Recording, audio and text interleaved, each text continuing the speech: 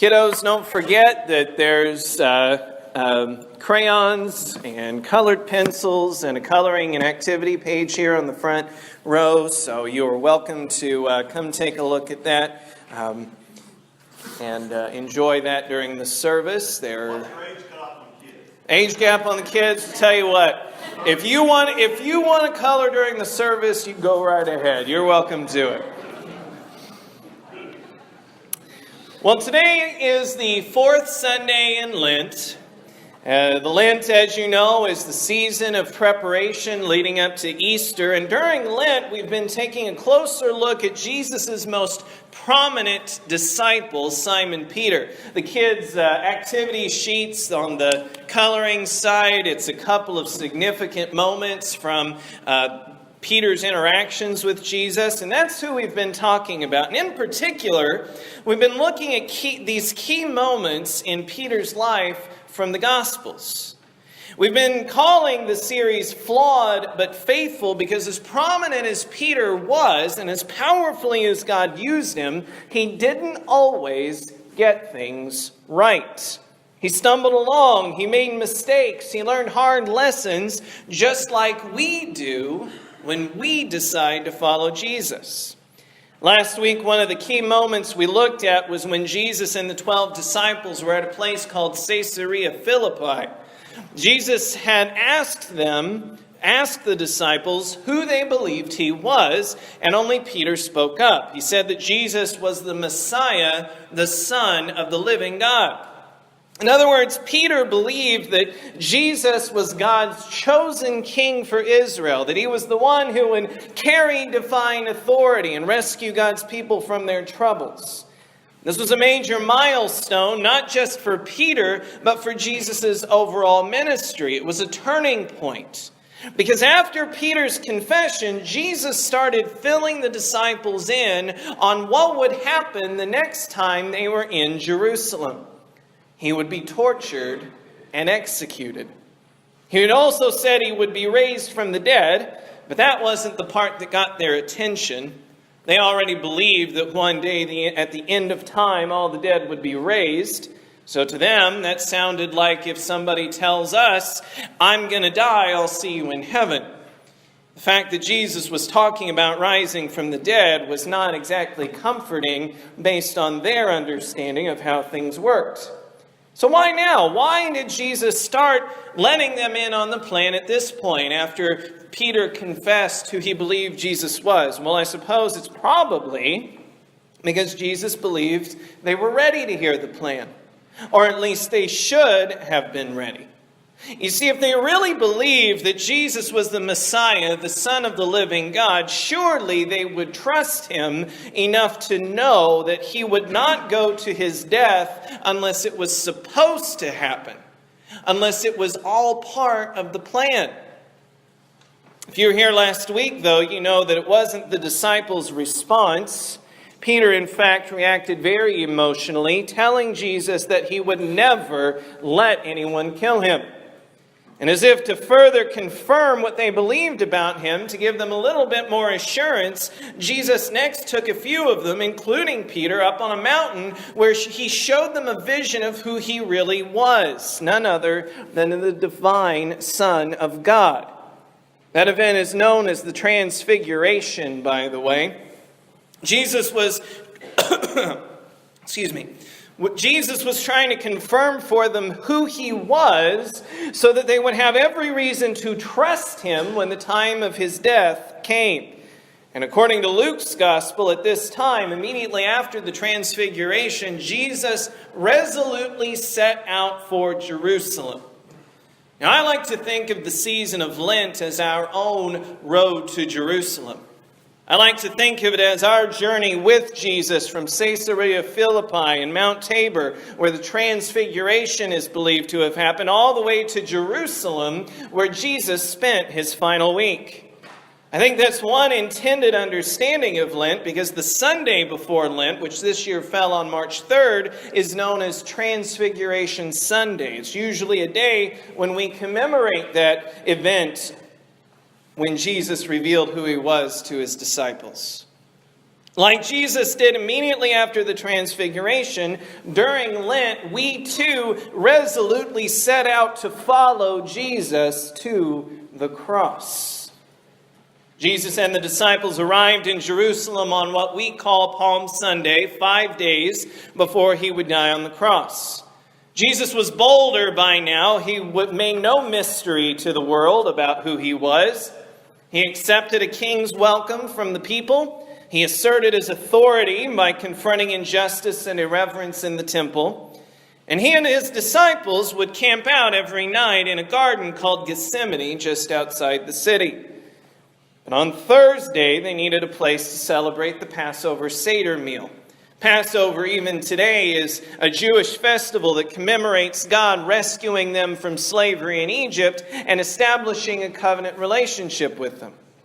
The festival began at sundown, and by then, Jesus and the disciples were gathered together in a house for the meal. In that culture, most travel was done by foot and in sandals, so people came into the house with very dirty feet. And people generally sat or reclined on the floor rather than sitting in chairs, so it was important to keep the floor clean. So in order to avoid tracking dust, dirt, and mud inside, people removed their shoes. And it was also customary to have a basin and a towel for your guests so they could wash their feet. If your host could afford it, a servant might be there who would wash guests' feet for them. But for some reason, the disciples that night removed their sandals but didn't wash their feet. So do you remember who did it? Jesus. When Jesus got to Peter, he was embarrassed. He didn't even take the time to wash his own feet, but his master, his Lord, his Messiah, was doing what was normally a servant's job. He said, "No, you shall never wash my feet." And Jesus answered, "Unless I wash you, you will have no part with me." And then Peter overcorrects a little. He says, "Then Lord," Simon Peter replied, "not just my feet, but my hands and my head as well." This is what learning is like for all of us, I think. This is why it can take more than one lesson to correct a bad habit or avoid making a mistake. Learning is like trying to hit a bullseye with a bow and arrow. If your first shot misses, you adjust. And you might find that you over-adjusted, so you have to aim somewhere between your first and second shots. Well, that's what's going on here with Peter. He missed the mark and overcorrected with his second shot. That's what learning is often like for any of us. Learning to hit the mark is a trial and error process, and we see Peter stumbling through his own trial and error process. But Jesus reassures him. Perhaps with a grin on his face, he indicates that Peter only needs his feet washed. And then he explains the real point he's trying to make by washing the disciples' feet. He says, "You call me teacher and Lord, and rightly so, for that is what I am. Now that I, your Lord and teacher, have washed your feet, you also should wash one another's feet. I have set you an example that you should do as I have done for you. Very truly, I tell you, no servant is greater than his master, nor is a messenger greater than the one who sent him. Now that you know these things, you will be blessed if you do them." So the point that Jesus was trying to make, the point that Jesus was trying to show them is the type of leader he was and the type of leaders he was calling them to be. A leader doesn't throw his weight around. A leader doesn't aggressively push her agenda. A leader is a servant. A leader is someone who is willing to set a good example. A leader is someone who is concerned about the needs of the people under his or her leadership. And in Jesus' case, his concern for the needs of others under his leadership would lead to his death on a cross. After the meal was over, Jesus and his disciples headed back to the garden where they'd spent the night that week.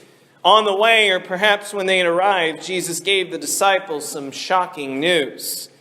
Then Jesus told them, "This very night you will all fall away on account of me. For it is written, I will strike the shepherd, and the sheep of the flock will be scattered. But after I have risen, I will go ahead of you into Galilee." And once again, guess who has something to say? Peter replied, "Even if all fall away on account of you, I never will." "Truly I tell you," Jesus answered, "this very night before the rooster crows, you will disown me 3 times." But Peter declared, "Even if I have to die with you, I will never disown you." And all the other disciples said the same. Peter insists that when the rubber met the road, he would die before he would ever betray Jesus. But to Peter's shock, Jesus tells him that his nerve would ultimately fail him within the next few hours. When Judas, the disciple who betrayed Jesus, arrives with an angry mob to arrest him, Peter shows his commitment by drawing a sword, by fighting for his king, by fighting for his master, and cutting the ear off a servant to the high priest. But instead of joining in the fight, Jesus chastises him for it. He tells Peter to put his sword away because violence would escalate the situation and get everyone killed. Instead, Jesus diffuses the situation. He asks his captors to let the others go, and it's at that point that the disciples run off, abandoning Jesus, fulfilling the words of Jesus from earlier that night. Peter, however, did follow Jesus to the high priest's house. That in itself showed his courage and dedication, but while Jesus was being tried inside the house, Peter would face questioning of his own. Now, I'm not sure what it is that broke Peter at this point. After all, he had boldly stood up to Jesus' captors. He'd been brave enough to go to the place where Jesus was being tried. Why was it that he denied knowing Jesus now? Maybe he was confused. Why did Jesus let himself get captured instead of fighting back? That didn't compute for Peter. Maybe Peter was starting to have doubts in spite of everything he had seen. But sure enough, Peter was questioned 3 times by 3 different people whether or not he had been one of Jesus' disciples. And each one of those 3 times, he denied that he even knew Jesus. And after the 3rd time, he heard a rooster crow, and Jesus' words came back to him. He had done the very thing he thought he would never do. And according to Matthew, after denying Jesus, Peter went outside and wept bitterly. The story of Peter's denial is one of the few events that appears in all 4 of the Gospels. All 4 were written after Peter's death, and back then it wasn't unusual to downplay the faults and failures of great figures like Peter. Why is it that a story that would have been so shameful to Peter, why is it not only included in the New Testament, but it's also included in all 4 Gospels? Adam Hamilton has a likely and compelling explanation. Peter must have told this story himself over and over again. Yes, it was a moment that he likely regretted and remained ashamed of, but it was a story that could serve as an encouragement and even an inspiration to those followers of Jesus who would come after him. While ideally Christians would avoid such failures, Christians can and do make terrible choices that they come to regret. Plenty of non-Christians as well believe that God could never love them because of what they've done in their pasts. But Peter's failure shows us that redemption is possible even when we have failed miserably. We need to keep that in mind not only when we ourselves fail, but when we see others fail. Doesn't matter how miserable the failure is, no one is beyond redemption. Peter also shows us, by way of a cautionary tale, that we too might one day find ourselves making choices in weak moments that we never could have imagined we could do. His story, Peter's story, warns us that we need to be on guard. We need to be aware of the fears, doubts, attitudes, and temptations that bubble up inside of us. But though we should do all we can to avoid stumbling, grace and redemption are always available to us when we do. That was the case with Peter, and it's the case with us. Like Peter, we might miss the mark every once in a while. We might even overcorrect. But we should always keep learning, keep growing. Keep learning how to hit the target closer to the bullseye.